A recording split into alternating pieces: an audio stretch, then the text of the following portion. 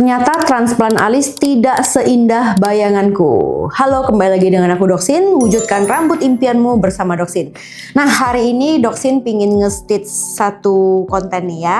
Izin stitch ya, Kak VO Sulam Alis. Nah, hari ini Doksin dapat video bahwa ternyata transplant alis tidak seindah bayanganku guys. Dan menurut aku, bulu alis itu beda dengan rambut alis. Secara helaian lebih tipis daripada rambut kepala. Arah pertumbuhan alis unik, gak bisa asal ambil dan comot. Malah bikin kelihatan bintik bekas injeksi rambut dan malah bikin pori alis terlihat besar. Kalau saya lihat jatuhnya maksa, malah jadi berantakan. Oke, nah Doksin mau sedikit stitch dan klarifikasi di sini ya. Ini Doksin nggak tahu sebenarnya bahwa ini transplant alis dari mana, tapi Doksin ingin memberikan sedikit edukasi tentang transplant alis. Dan bener banget nih Kak VO Sulam Alis, bahwa alis itu punya karakteristik yang unik sekali. Kita tidak bisa sembarangan mengambil rambut hanya dari belakang pindah ke depan saja. Karena karakteristik rambut alis sangat spesifik. Dia harus yang lembut, terus yang grafnya tipis, juga helainya yang tidak tebal, dan satu graf satu helai saja. Dan yang kedua, itu juga benar sekali, dalam melakukan transplant alis kalian butuh art yang sangat oke. Nah, makanya kenapa di sini kita memadukan antara transplant alis dan SPMU. Jadi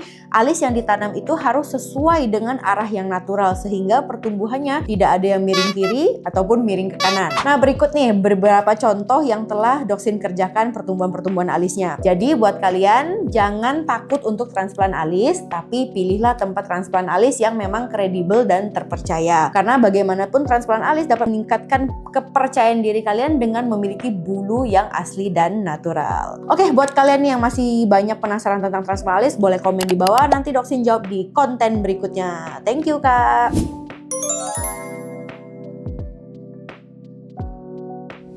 1001 pertanyaan tentang minoxidil sebelum dan sesudah transplantasi. Yuk, kembali lagi dengan aku Doksin, wujudkan rambut impianmu bersama Doksin. Nah, banyak banget nih ya, lihat nih, chatting-chatting di atas atau komen-komen di atas yang mengatakan bahwa, Dok, kapan sih aku boleh pakai minoxidil setelah transplant? Dok, kapan sih aku harus stop minoxidil? Dok, apakah sebelum transplant aku boleh menggunakan minoxidil? Dok, apakah setelah transplant aku masih harus terus menggunakan minoxidil? Nah, stop. Doksin jawab satu persatu. Jadi, sebenarnya penggunaan minoxidil itu tidak ada patokan pasti kalian harus stop atau lanjut sebelum atau setelah transplantasi. Namun, seperti yang kita ketahui bahwa penggunaan minoxidil sedikit mengiritasi rambut kepala sedikit sekali ya. Jadi ada yang sensitif, ada juga yang tidak. Jadi disclaimer penggunaan kata sedikit lebih sensitif. Tolong dicerna baik-baik ya. Jadi biasanya pada kasus Doksin sebelum melakukan transplantasi, Doksin akan stop dulu nih 3-7 hari penggunaan minoxidil. Supaya apa? Memprepare rambut kulit kepala kalian siap menghadapi operasi hair transplant tanpa ada komplikasi atau masalah sebelum transplant seperti kulit yang merah, kulit yang iritasi, atau mengalami gatal-gatal. Nah, itu tujuan stop minoxidilnya sendiri. Tapi tidak ada yang mengatakan bahwa penyetopan atau penggunaan minoxidil sebelum transplant akhirnya memperburuk atau membuat hasil transplant itu menjadi gagal. Sama juga dengan penggunaan minoxidil setelah transplantasi. Namanya kita baru setelah transplantasi, kulit kepala itu baru mengalami stres karena kita tusuk berbagai macam lubang dan banyaknya jumlah lubang yang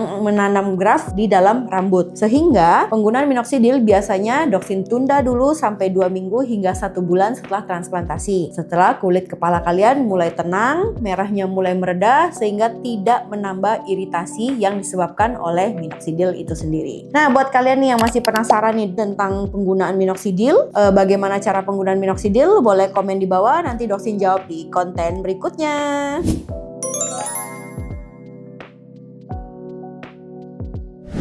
Menggaruk-garuk setelah transplantasi. Halo, kembali lagi dengan aku Doksin, wujudkan rambut impianmu bersama Doksin. Nah, Doksin ini banyak banget ya dapat pertanyaan baik dari pasien, beauty consultant, ataupun karyawan-karyawan lain dan pasien bahwa, Dok, banyak banget nih pasien yang mengeluh kenapa ya setelah transplantasi itu gatal. Dan bahkan gatal itu masih terjadi sampai beberapa hari atau kadang bulan setelah operasi. Ada 3 mekanisme dasar dalam penyembuhan luka, terutama pada transplantasi. Yang pertama yaitu tubuh akan melepaskan mediator inflamasi seperti histamin. Terus kedua, tubuh juga akan membentuk sel-sel baru yaitu keratinosit. Yang ketiga, tentu saja akan pembentukan saraf-saraf baru ke folikel-folikel yang baru.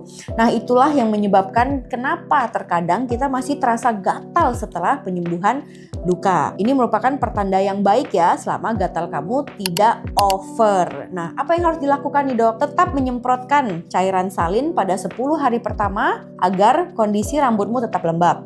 Terus kedua, dilarang menggaruk rambut yang gatal, cukup ditap-tap saja ya. Lalu yang ketiga, hindari aktivitas berlebih seperti keringat berlebih yang akhirnya menyebabkan kelenjar sebummu menjadi lebih aktif. Nah, masih banyak lagi nih tips-tips tentang hair transplant yang ingin kalian ketahui, boleh komen di bawah, nanti Doksin jawab di konten berikutnya.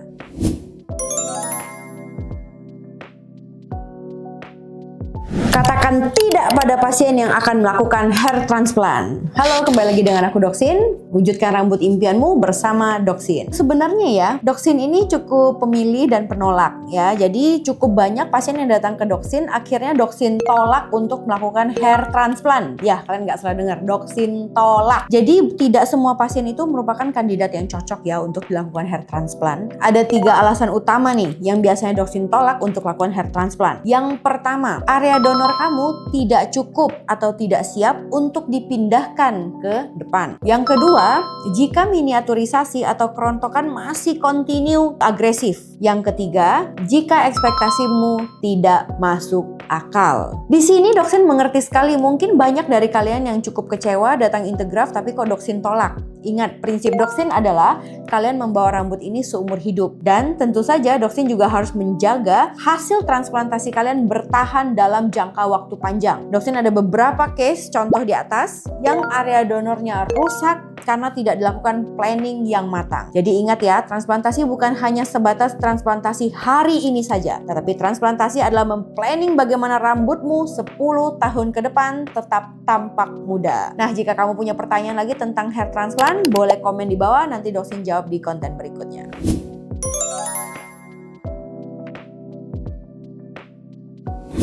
Banyak yang nggak bisa tidur setelah melakukan hair transplant. Nah, kembali lagi dengan aku Doksin.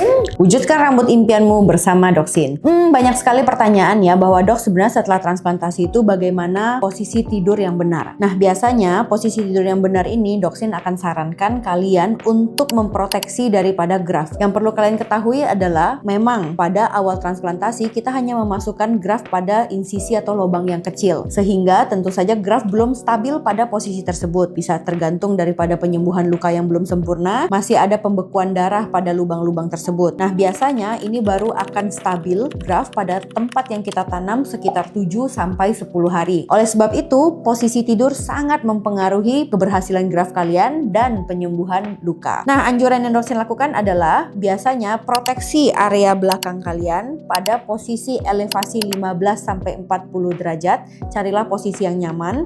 Jangan lupa gunakan bantal yang telah diberikan agar tidak terjadi tekanan pada area belakang kalian, dan bantal itu dapat mengunci posisi tidur kalian supaya tidak bergesekan ke kiri dan ke kanan. Doksin mengerti bahwa perubahan posisi tidur pada tahap-tahap awal tentu sangat mengganggu kualitas tidur kalian. Tapi jangan khawatir, ini bukan masalah kesempurnaan dalam tidur atau kesempurnaan dalam penanaman, tapi ini adalah masalah konsistensi yang dapat dilakukan jangka panjang, yaitu 7-10 hari. Nah, keuntungan dari posisi ini juga adalah satu, kalian dapat memproteksi graft kalian agar tidak terjadi gesekan kiri dan kanan yang menyebabkan graft gampang lepas. Yang kedua, dapat mengurangi bengkak pada area kepala. Yang ketiga, dapat mempercepat drainase daripada penyerapan cairan anestesi dan tumisan itu sendiri. Biasanya dalam 1-3 hari pertama, kalian masih menggunakan perban pada area belakang. Pada hari ke-4 sampai ke-10, perban telah dilepaskan, namun kalian pasti masih merasa tidak nyaman pada kulit kepala area belakang. Itu adalah reaksi normal karena jaringan atau tisu sedang mengalami healing atau penyembuhan.